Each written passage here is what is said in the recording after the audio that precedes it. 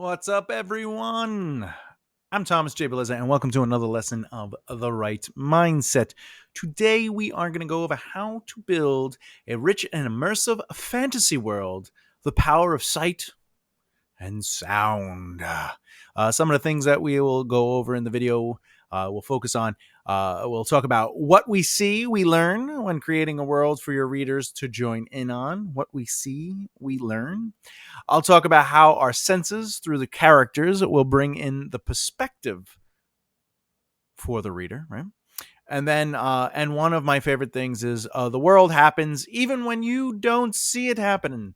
The world happens even when you don't see it. So let's hit that intro and get right into the video.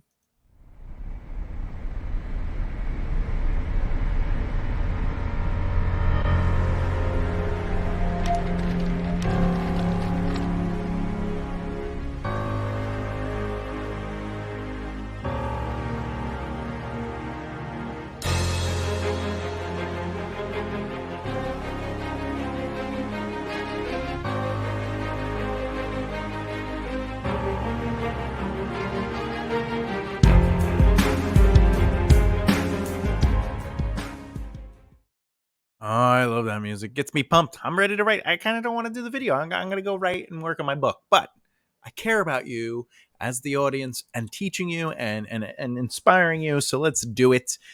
Before we jump into today's lesson, which is how to build a rich and immersive world.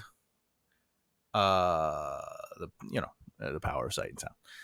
Sorry about the video there. I apologize for that. But if you haven't already, if you're a beginner writer, author, or screenwriter, please click the subscribe button and the bell icon so you don't miss out. And we'll get right into it. All right. So before we jump on it, I'm going to fix this. Boom. Look at that. Fixed. So annoying when that happens. All right. What we see, we learn.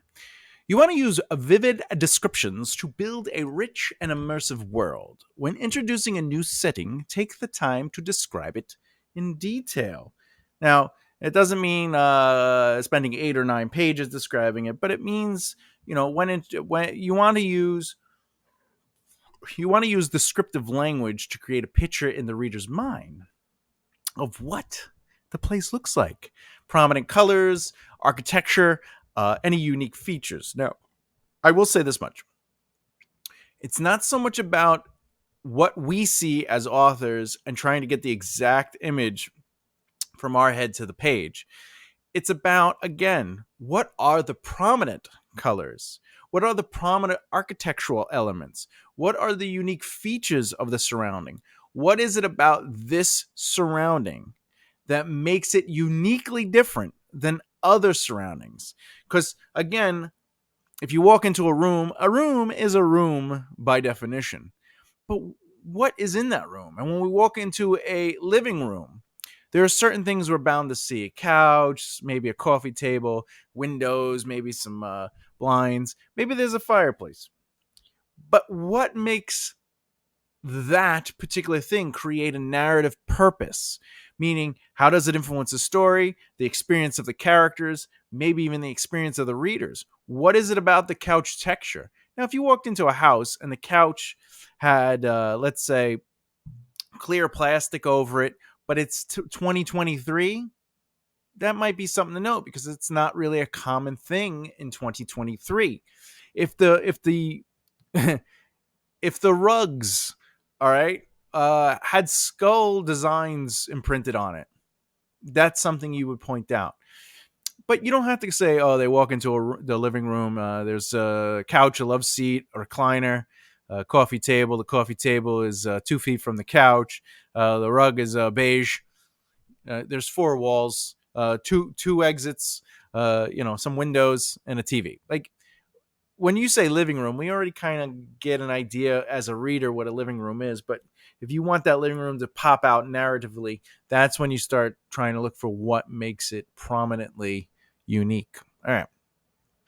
All these details can help bring a place to a life. A side note to that is that you want to make sure what you describe also has purposes. Basically, like I'm saying, the more time you spend describing something, the more value it will have to lead to. So think of Chekhov's gun. If you talk about something, like if you talk about the gun's going to be used later in the climax, right? Or in a scene, you have your setup, your conflict, and then you resolve. But the things you point out in a scene could either affect that scene or scenes to come. So again, the more time you spend on detail, the stronger that detail is when it influences the narrative. If the room just needs to come alive to take the white room element away, then you don't really have to go as deep. All right. So what is too deep? Well, let's talk about that. Boop. All right. Let me take that out so you can see. Here's example 1. And I'll read. As the sun slowly set over the sprawling metropolis, the sky transformed into a mesmerizing display of colors. Shades of deep crimson and fiery orange blended seamlessly into hues of brilliant gold and radiant yellow, casting a warm and comforting glow across the city.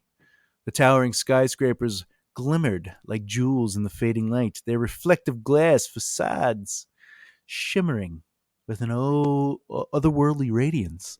The air was filled with the sounds of honking cars and bustling crowds, and the scent of freshly baked bread and roasting coffee wafted through the streets. The sensation of the warm breeze brushing across their skin was a welcome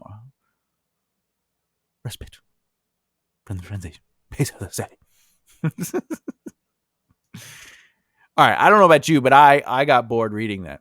This example fills the page with a lot of rambling to describe the scene, but by itself, it doesn't have a lot of purpose. And that's the thing. When you're creating a scene, you want to allow the experience to flow through the characters and influence the narrative, which brings us to another example. All right, this is what I might call a narrative that adds purpose. Okay.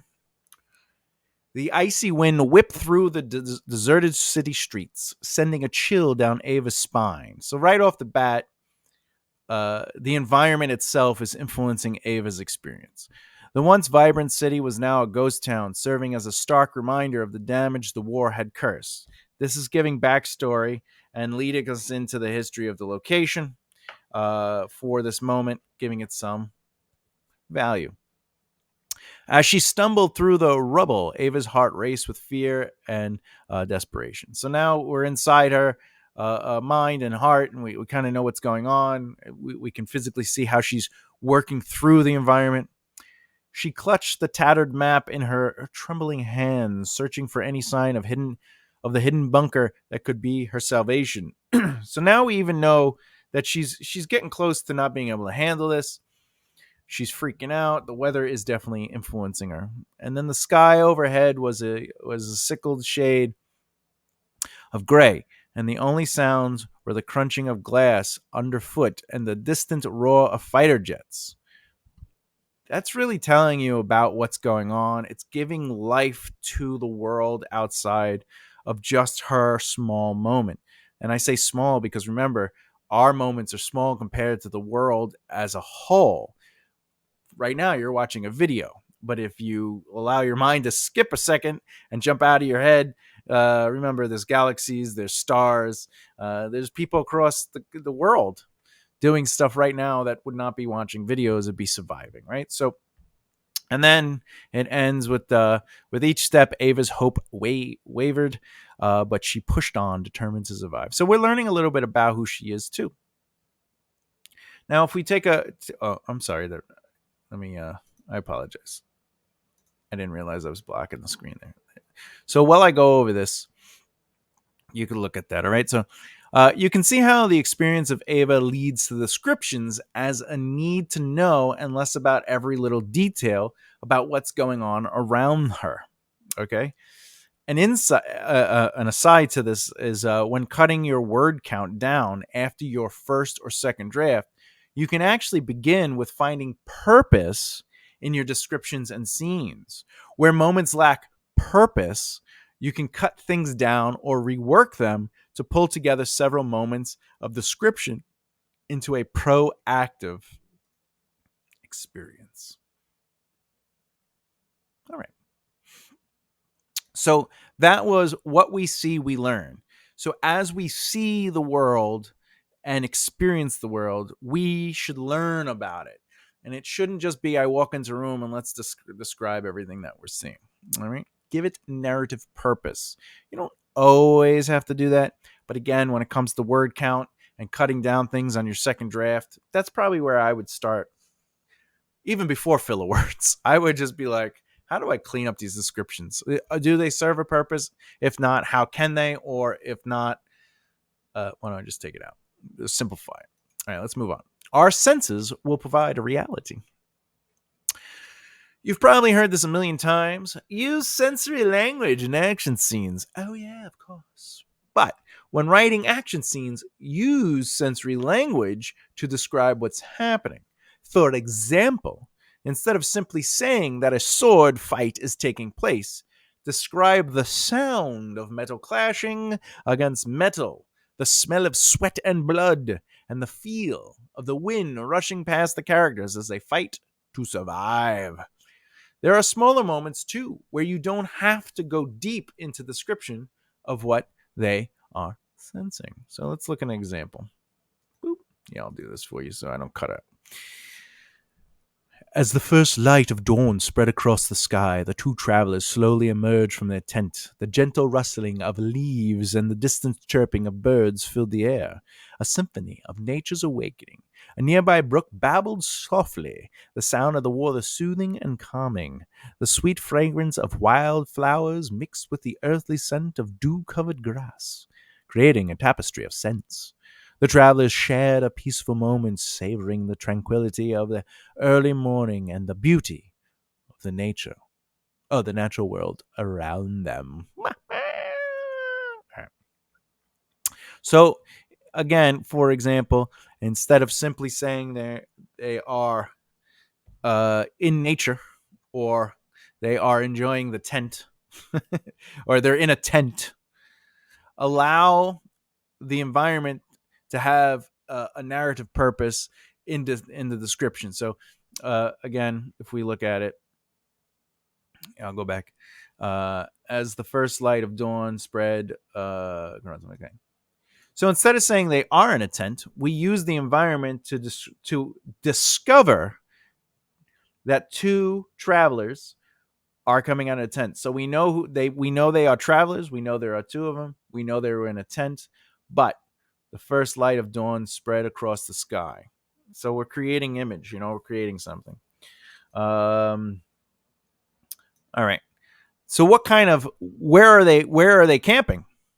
Well, the gentle rustling of leaves and the distant chirping of birds fill the air, a symphony of nature's awakening. So we know they're in a nature-based environment. We know if there's birds chirping and there's gentle rustling of leaves and things like that, we know that they're deep in somewhere. We know that it's potential that they're in a forest. But it's confirmed by this. Instead of, again, saying they're in a forest, we're saying that a nearby brook babbled softly and the sound of the water soothing and calming. So we know that they're in an environment where animals exist calmly, and they wake and they make noise and they're not really scared of anything because they're in their home world. And we know that there's a brook, right? And then, of course, these two moments right here, the sweet fragrance of flowers mixed. So okay, so we know there's flowers around. We know that it's dew grass, so we definitely know it's the morning. Then it's confirmation of the morning. And then boom, here you go. So this is a way of allowing your story to be more than the two travelers exit their tent and stand in the forest. The forest that is alive with nature. Well,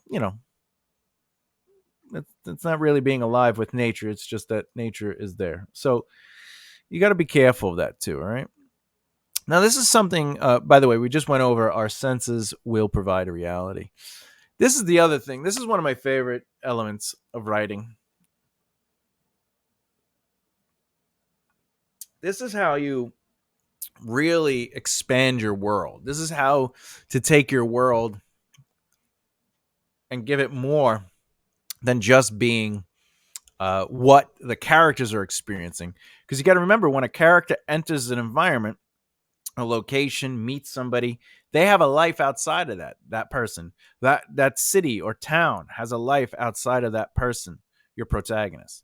So when you think of your world, it has a purpose that reaches beyond the moment your characters are living through. Meaning nobody stands still like, "Grr," and then the protagonist walks into the scene and like, I have a script I need to tell you. Welcome to the tavern, Drop Heads Tavern. Like, it doesn't work that way. They have an existence before your characters get there. So if characters are in a city, that city had a life before your characters ever got there. And you have to think to yourself, what is the city's purpose or life when my protagonist isn't there? How do the people of that city live their lives? Okay. Now, again, you don't have to go crazy with this. You can try to figure out how the narrative works with it, but you could also say to yourself, what makes this city different than this city? What makes this kingdom different than this kingdom? What makes this belief different than this belief? And there's those little things you should think about. I personally don't think you should spend years and years and years trying to figure all that stuff before you even write page one, but allow the story itself to help you figure out or dictate where you go with that. Now, you want to think about these elements that go into your world beyond the moments you spend with your protagonist. Here are a few things to keep alive and moving around your world that has nothing to do with your protagonist. So let's go into it. All right. Political structure and power dynamics. All right. You can develop political structures and power dynamics that reflect the social and economic systems of your world. This is obviously, if you come to the states, the U.S. states, what is the political structure? Well, there's usually a Democrat and a Republican, right? And independents are sneaking their way in there, right? So what's the power dynamic? How does that look? And how does it reflect the society? Well, our society today in 2023 feels a lot different politically than, say, 12 years ago, 10 years ago, even 20 years ago. But again, if we go back 50 years ago, it's a different environment. 100 years ago, different environment. Now, let's consider this. Our world, not our world, the U.S. states 10 years ago, our political climate compared to, say, South America's political climate, Africa's political climate, China's political climate. That's the power of the world beyond your characters. And as you can tell, all things affect all things. So that's something to really think about. Let's go to religion here. Religion and belief systems are important to really, you got to remember, oh, wait. Before I get into that, sorry about that. All right. So I was giving you examples a little early. All right. Anyway, so religious belief systems. Now, this is where you get to explore different religions and belief systems that reflect the culture, philosophical debates, and spiritual aspects of your world. Now, in my fantasy realm, the books I write, for example, the Maven War series takes place on a planet that's called Zandia, and they're in a time frame where it would be the Middle Age, the Middle Ages, medieval times. All right, and but in my world, gods are very prominent. They, depending on where you are and what culture you grew up in, you have either seen a god, interacted with a god. They're very much a part of your society, or they're not. They're just you. There are characters that think they're not gods. They're just powerful wizards, or they're just powerful beings or creatures. They're not gods, right? Why would they be hanging out with us if they're gods, right? So religion is a big part of my world, right? And it's tons of religions. Okay. Now, another one is historical account. Oh wait, let me hear. Okay. Another one is historical accounts. you want to provide historical accounts of significant events and people that have shaped your world. Now, for example, I just mentioned the story series Maven Wars, the Maven Wars. So Maven Maureen, his war lasts a long time. And uh, obviously, if I write a book that happens before the Maven Wars, doesn't really influence it. But if it happens after the Maven Wars, it's something that people talk about. The soldiers of Maven are really looked upon like, to give it an example, like the way we look at Nazis and compare them to World War II and how horrific it is, and that it's a terrible time in our history, and Maven's involvement in the world influenced that. Uh, but then, you have stuff from an older generation that actually has faded into myth and legend. And they talk about the first God War, or, when, like I have Floating Isles. They talk about the Floating Isles, but now they're just stories that, they're not really a part of every day, depending on the cycle you're in, the years. So it's important to understand your historical context so you can add that and allow that to shape the world and its views. And then finally, but not last, these are just examples. These are just 4 examples. There are more.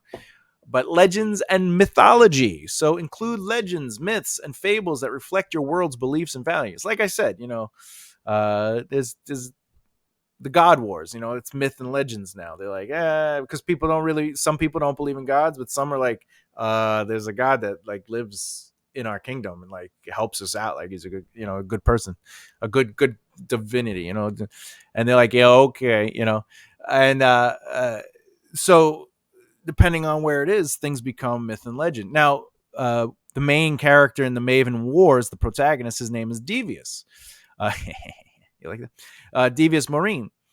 After he dies, in his whatever causes him to die in his lifetime over the course of his legacy, he became one of the greatest and kindest and most caring and compassionate rulers of the historical known times. And people talk about him, but what he had accomplished and how great he was turns into myth and legend, and of course it becomes something bigger than what his truth was over years and years and years. Just like when we think of Alexander the Great, or we think of Julius Caesar, like those are myths and legends, even though we have some historical account. Like the people that live there would have experienced and talked about that differently than the way we talk about it. So that's something to keep in mind. And now my question is, how do you add these elements to the story without it being exposition? Because that's the other thing. If it's political, you don't want to sit there and go, hey, by the way, welcome to Shrum City. We have Democrats and Republicans, and the way it works is there's the Senate and the House and the president, and there's like this veto. Like, you don't want to do that. You don't want to do that. But what you can do is, and we get to see it again, a political structure and power dynamics might sound like John stood before the imposing castle gates, his heart pounding with anticipation. He knew that gaining the favor of the ruling council would mean the difference between life as a commoner and a life of a wealth and privilege. But the council was notoriously corrupt, and Jordan's chances were slim. Now, what's happening here is John stood before the imposing castles, his heart pounding. So it's saying that it's already setting up the seed that there's something going on with the council. And then Jordan, he knew that gaining the favor of the ruling council would mean the difference between, right?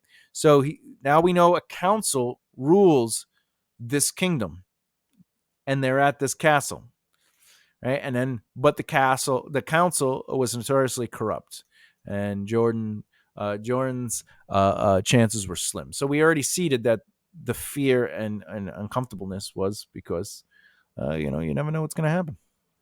Here's an example for religion. Religion and belief system. Reina knelt before the altar, her hands clasped in prayer. The goddess of the moon was her patron, and Reina had always felt a special connection to her. But the high priestess warned her that the moon goddess was jealous and unpredictable, and Reina could never be sure if her prayers would be answered. What? All right, so in this situation, again, Okay, well, they kneel before an altar and they pray by clasping their hands. Okay, got it. And they pray to their gods. All right, and this person worships a goddess. All right, of the moon. Okay, now it says was her patrons. Right. So if we look at that again, was her patron. This means that there is potential that there are more than one god in this world, right? She had always felt a special connection to her, right? But the High warned her that the moon goddess was jealous and unpredictable. So now we know a little bit about the goddess, and we know that there's a high priest in the system. So is Raina a priest, a cleric, a druid? What is she? Is she just somebody that worships the goddess? Well, maybe. I mean, she's at the church and the high priest. So it's the experience that's going on that is allowing the details to take over. Let's do another one. Let's do historical accounts. Okay. The old librarian pulled out a dusty tome, its pages yellowed with age. Ah, the Battle of the Red Plains, he muttered, flipping through the pages. The turning point in the Great War. If it weren't for General Arvin's bravery, we'd all be speaking a different language now. We just gave.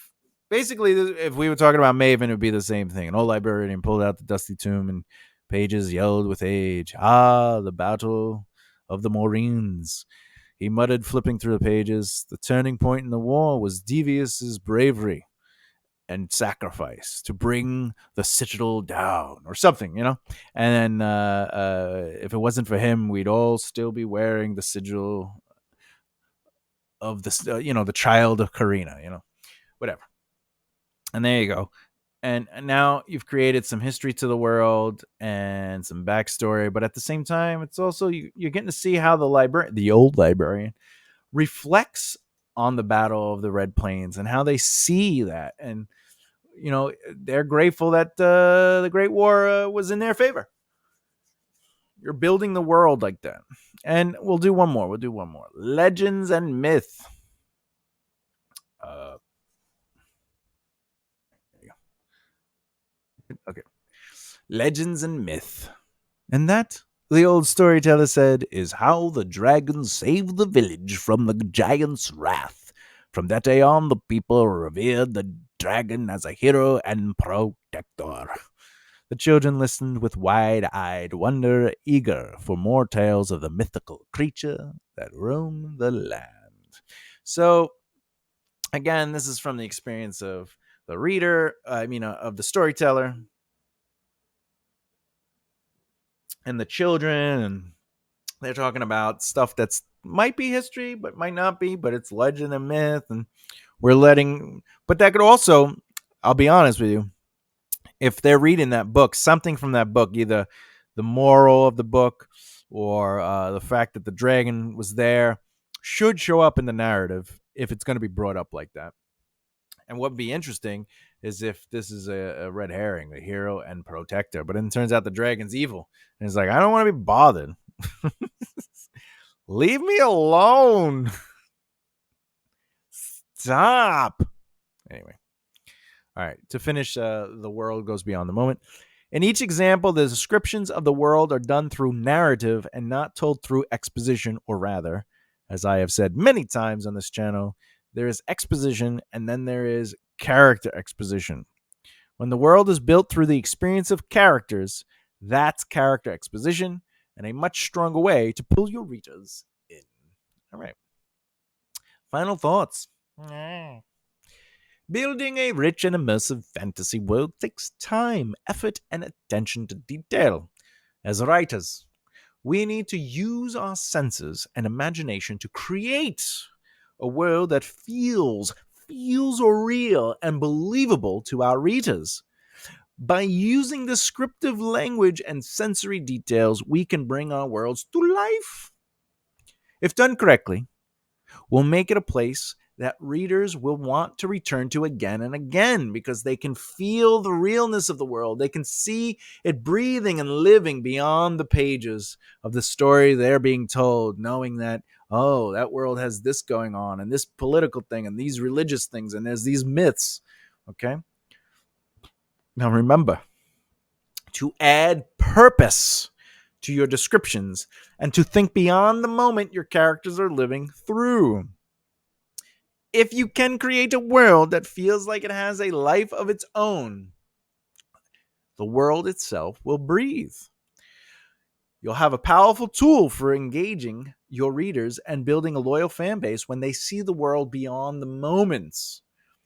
When describing things in great detail, you also want to be conscious of the story's pacing. Know when and where to go deep with the descriptions and when and where to say, enough. We've done enough. The white room is no longer a white room. We understand. We know we're in a room, but I don't need to describe anything further than that. All right. You know what this means, right? It means I love you. And the next video in this series will focus on creating believable cultures and societies.